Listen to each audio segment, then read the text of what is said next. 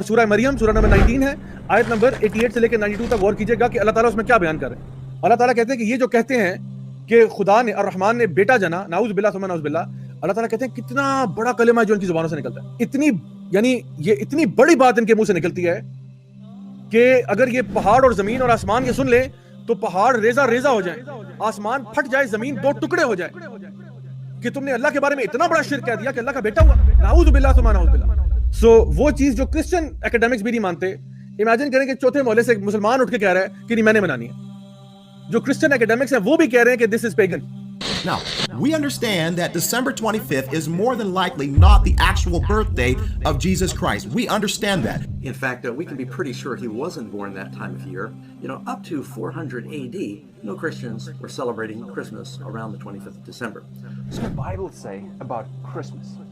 Well, if you look through it, it says nothing. Absolutely nothing.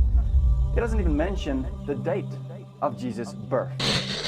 یعنی یہ جتنی بھی میں نے آپ کو باتیں بتائی ہیں یہ میں نے کسی علامہ کا فتویٰ نہیں سنایا آپ کو، میں آپ کو کرسچن سورسز سے کوٹ کر کے بتا رہا ہوں کہ this is the history and the origin of the Christmas festival.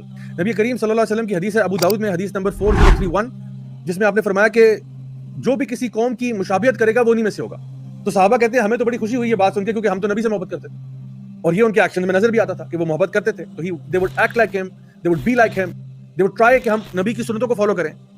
لیکن آج ہم مسلمان ہوتے ہوئے کس کی سنت کو فالو کرنا چاہتے ہیں؟ یعنی وہ چیز جو کہ کرسچن اکیڈمکس بھی کہہ رہے ہیں کہ بھئی ہمارا کوئی تعلق واسطہ نہیں ہے اس سے، یہ پیگن ہے، یہ شرک ہے، وہ بھی کہہ رہے ہیں شرک ہے، اور مسلمان کہہ رہے ہیں نہیں میں نے کرنی۔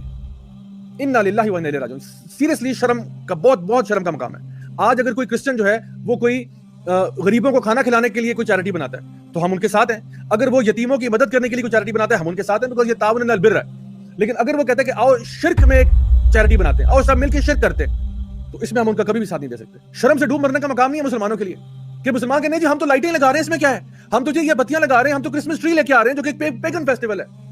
یعنی آپ سوچیں کہ انسان کی یعنی ڈاؤن فال کا کیا، اس سے نیچے انسان کہاں جائے گا؟